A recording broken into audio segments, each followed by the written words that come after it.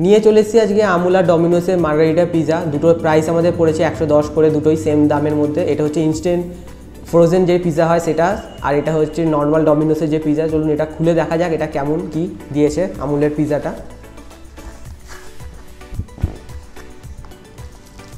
এটা দেখতেই পাচ্ছেন যে নর্মাল একটা প্যাকেট করে দিচ্ছে, কিন্তু চিজ অনেক রয়েছে। এটাকে ওভেনের মধ্যে 250 ডিগ্রি সেলসিয়াসের মধ্যে 8-10 মিনিট করলে এটা রেডি হয়ে যাবে।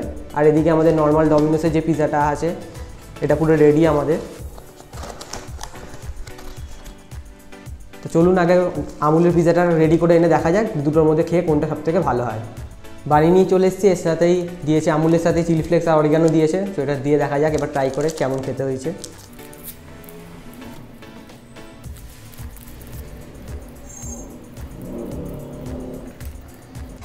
চিজ পুলটা কিন্তু ভালোই হচ্ছে, ভালো চিজ দেওয়াই রয়েছে ভালো মতন।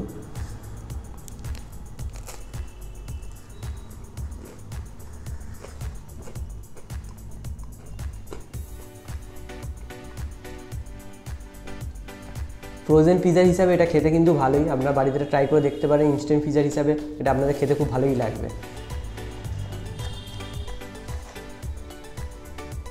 এবার আমাদের নর্মাল যেটা ডমিনোসের, এর সাথে চিলি ফ্লেক্স অরিগানো দেয়।